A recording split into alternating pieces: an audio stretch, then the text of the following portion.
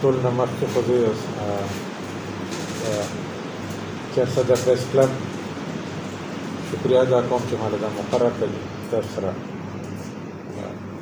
په دې ایشو باندې خبرې وکړو.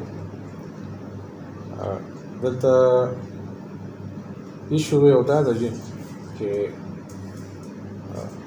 زه ملک نه بهر اوسم او زموږ دلته په تنګي کې جایداد دی او هغې باندې یو ناجایزه قبضه شوې ده.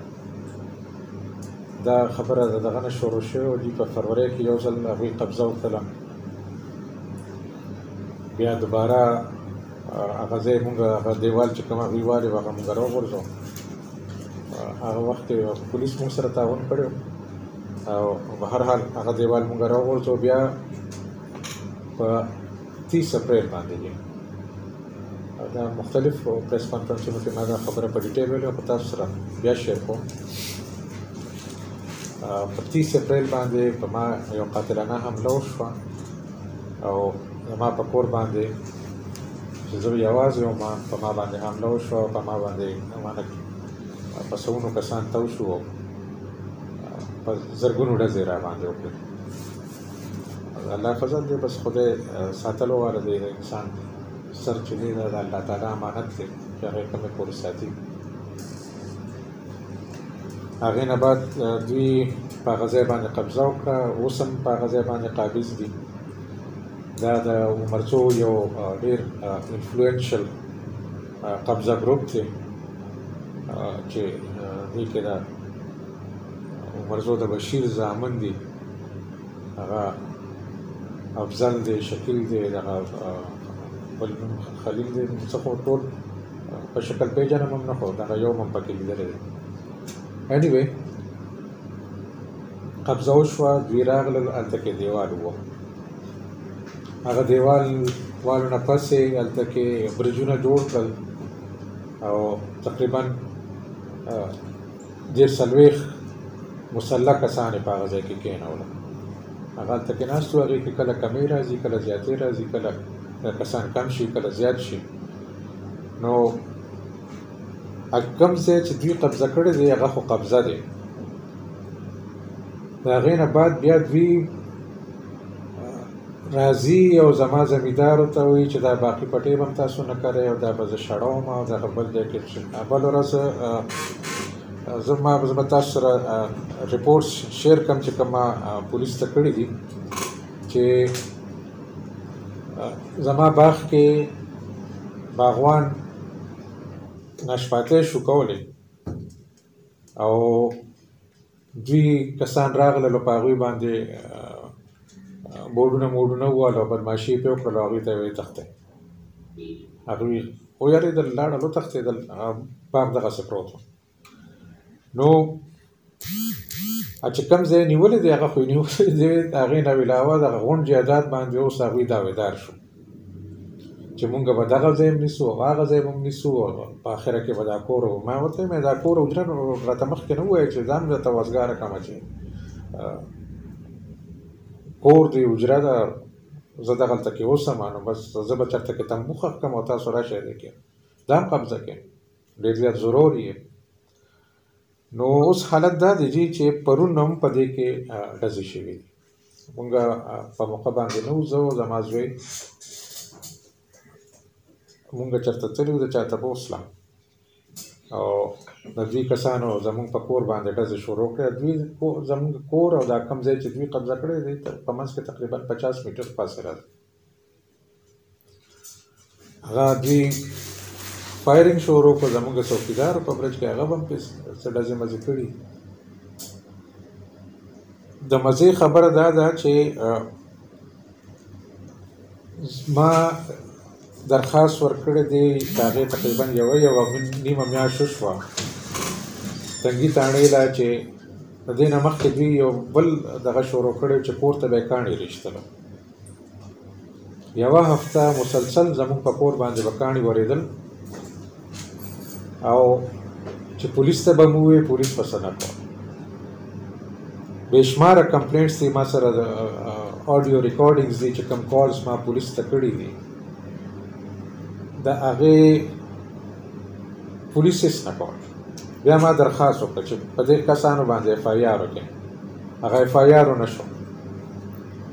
یوه میاشت هغه درخواست په تاڼه کې پروت اف آی آر نه کېده. ما پې بایسې وکړله. زه عدالت ته لاړم. عدالت کې چې په هیرینګ وشو، بحث پې وشو، نو جج صاحب وایي چې یہ کیس نہیں بند. زه دا تپوس کوم او دا تپوس به زه اوس د دې نه پس د پېښور های کورټ نه کوم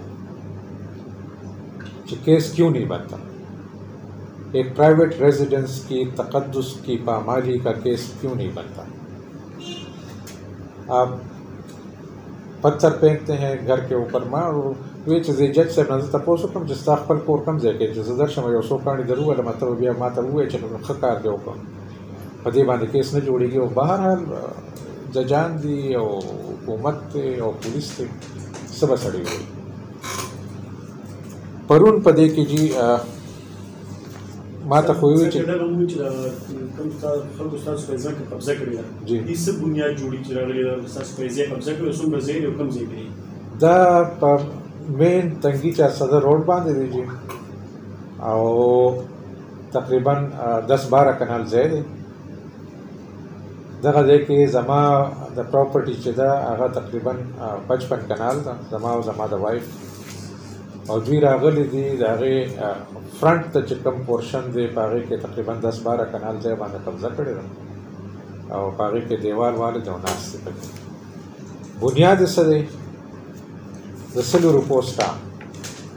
100 روپو سټامپ یې په لاس کې نیولی دی. انتقال نشته دی. انتقال زما په نوم دی، فردونه زما په نوم دي او زما د وایف په نوم باندې دي. او دوی سره د 100 روپو سټامپ دی چې یو تھرډ پارټۍ سره یې کړی دی.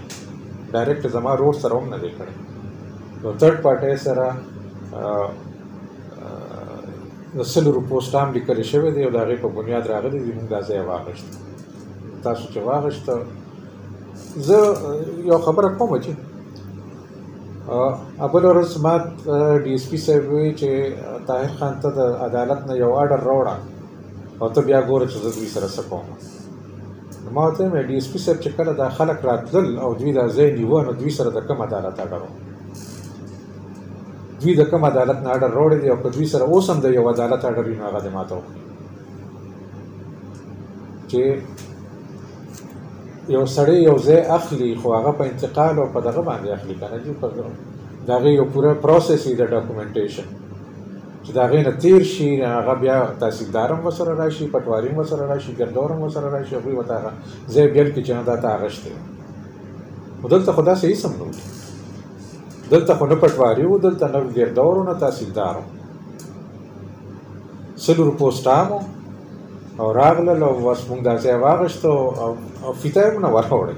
بس یې خبره ده چې فیته یې هم نه وراوړی. دا بوجۍ چې پرې خلک تړي دا د پلاستیک تامه ځیني دی، د یو سر نه بل سره پورې راښکل او بس په دې ځای باندې دیوال ووهی او بس دیوال ووالې شو. نو جی پرون پکې داسې واقعه شوې ده چې ما تاسو ته خبره وکړه چې موږ په ځای نه وو، زه او زما زوی موږ بهر ته وتي وو او کور څوکیدار و، زنانه وې، او دوی زموږ په کور باندې فایرینګ شروع کړه. بیا هغوی زموږ څوکیدار هم داسې ډزې مزې کړي دي.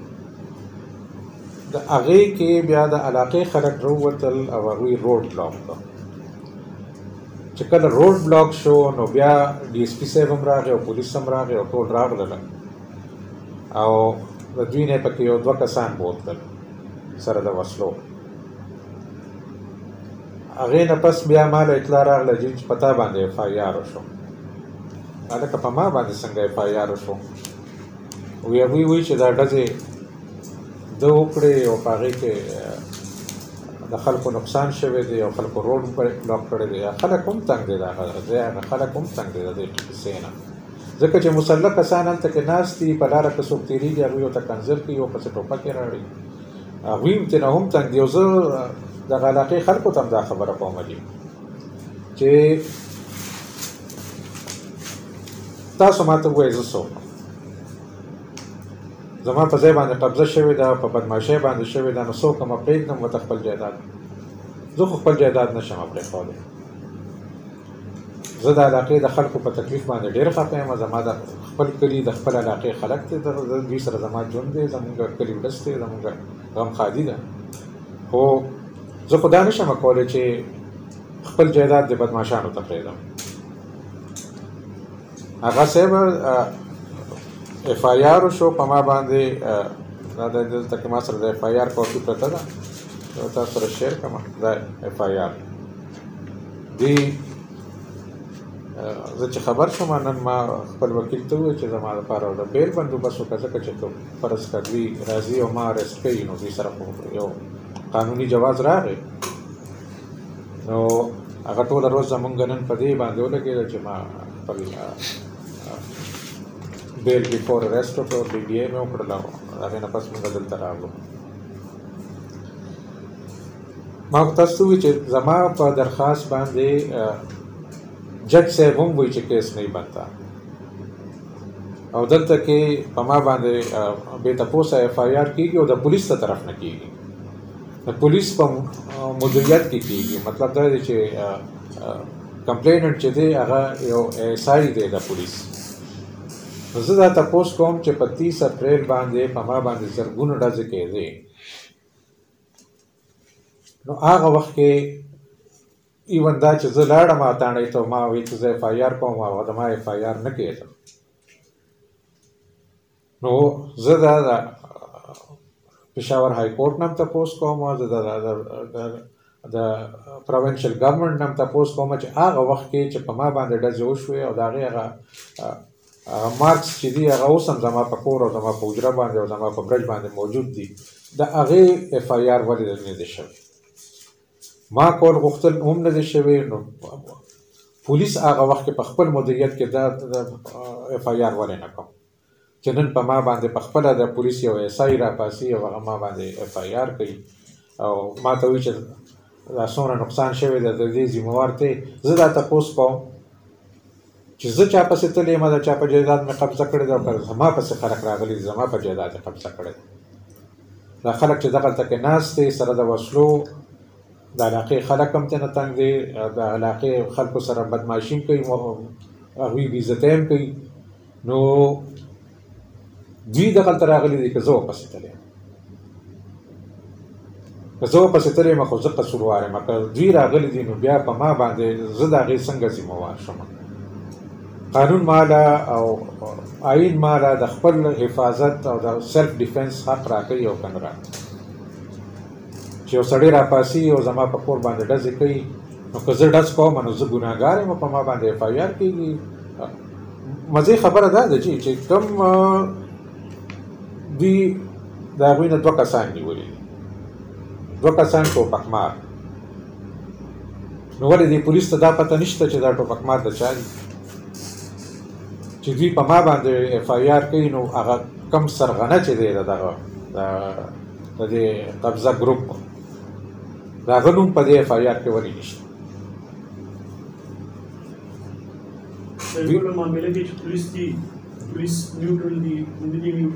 پولیس بالکل نیوټرل نه دی جی. آی ویش چې د پولیس نیوټرالټي مونږ ته ښکاره شوې وي. پولیس دې کې بالکل نیوټرل نه دی. په 30 اپریل باندې چې په ما باندې ډزې وشوې، 2 غنټې ډزې کېدې، پولیس نه راتلل. پولیس ولې نیوټرل نه دي؟ څه وجه ده؟ زه تاسو ته وایم که نه جي، 2 غنټې ډزې کېدې، پولیس نه راتلل. 2 غنټې پس پولیس راغی، په مونږ یې ډزې بندې کړې. چې کله په مونږ باندې ډزې بندې شوې، مونږ ته دا مطالبه وکړه چې دا سړي دا کوم غیر قانوني کار کوي، په غیر قانوني راغلي دي، دوی د خپل دغه نه منې کوي چې دوی دا قبضه نه کوي. پولیس په هغې باندې غوږ نه دی کارولی، بلکې پولیس هغوی سره تر هغه وخته پورې موجود و چې کومې پورې مازدیګر 6 بجو پورې هغوی سره دغه پولیس موجود و هلته کې چې دوی خپل دیوال ښه کمپلیټ کړه، ښه مکمل یې کړه، نو هلې د نه پولیس لاړل. نو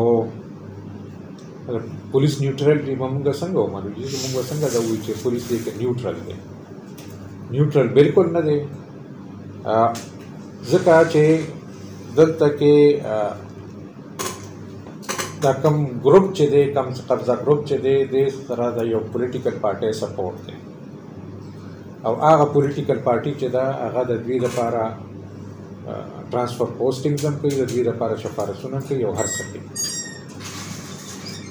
دا د عمرزو خلک دی. ما تاسو ته یاد کړل چې دا څوک دي. مونږ که رپورټ کوو زمونږ نه کېږي، که مونږ بایسې کوو زمونږ نه کېږي او په مونږ باندې ایف آی آر کېږي بغیر د څه تپوسه. او دا خلک چې دوی هر ځای کې قبضې کړي دي، تاسو ته معلوم دي چې نه صرف زما په ځمکه باندې قبضه شوې ده، د نورو ډېرو خلکو ځمکو باندې دوی قبضې کړي دي. زما مطالبه دا ده چې حکومت دې په دې باندې اکشن واخلي. پولیس هایر اپس چې دي هغه دې په دې باندې ځان پوه کړي که دې کې سار لا څه ناخوشګواره واقعه کېږي نو زه دا کیټګوریکلي زه دا خبره نن دلته کې کوم چې د دې ذمہواري به بیا په دې انتظامیه باندې وي، په پولیس باندې به وي او په دې ګورنمنټ باندې به وي. یو خبره زه تاسو سره بله شیر کوم چې زه ما ته لایف تھریټس دي.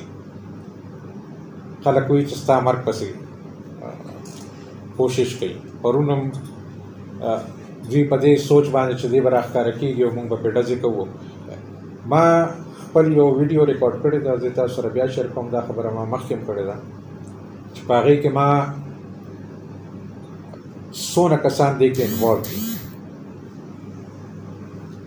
دا درې زامن د بشیر دي، یو ورسره زما رور دی، دې کې نور کسان دي چې چا د دې فاینانسینګ کړی دی، چا د دې بروکریج کړی دی، هغه کم پراپرټۍ ډیلران چې ورته تاسو وایې، د دې ټولو نومونه دي پکې. او په دې کې د یو پولیټیکل پارټۍ مشر هم شامل دی. د دې ټولو نومونه ما دغه کړي دي. هغه ویډیو چې ده هغه ما شیر کړې ده. هغه ملیشین فورن منسټرۍ سره هم ده، ملیشین امبیسۍ سره هم ده او نورو ځایونو کې هغه ما محفوظه ساتلې ده ان کیس آی ایم اساسینیټډ ان پاکستان. که زه دلته کې زما اساسینیشن کېږي، ما څوک وجني، نو دا خلک به ذمہواري ده چې کوم ما په دغه ویډیو کې یاد کړي دي. او زه دا خبره بیا کوم چې که د دې نه هر قسمه ناخوشګواره واقعه کېږي، دې کې د لا اینډ آرډر سچویشن هم دی، دې کې یو سوشل مسله هم ده. سوشل مسله دا ده چې دا خلک دونه پاورفل شوي دي چې دوی دے آر سټیټ ود ان سټیټ. دوی په ریاست کې دننه یو بیل ریاست دی. عمرزو کې تاسو تپوس وکړئ جي هر چنچے والا نه، هر لاس ګاډي والا نه د 50 روپے روزانه بشیر ټیکس وصولي. 50 روپے روزانه بشیر ټیکس. ځکه چې عمرزه نه میونسپیلټي ده نه کمیټي ده، هیڅ هم نه دي. اول ته کې په سړک باندې دا ټیکس روزانه ډیلی بیسس باندې وصولیږي. دوی له دا اجازه چا ورکړې؟ نو دا خبره زه بار بار کوم چې هر څه کېږي سار لا د دې ذمہواري به په دې ګورنمنټ باندې وي، په دې انتظامیه باندې وي او په دې پولیس باندې وي. ته د سیاسي پارټۍ او د هغې د مشر نوم وانه غوښتل؟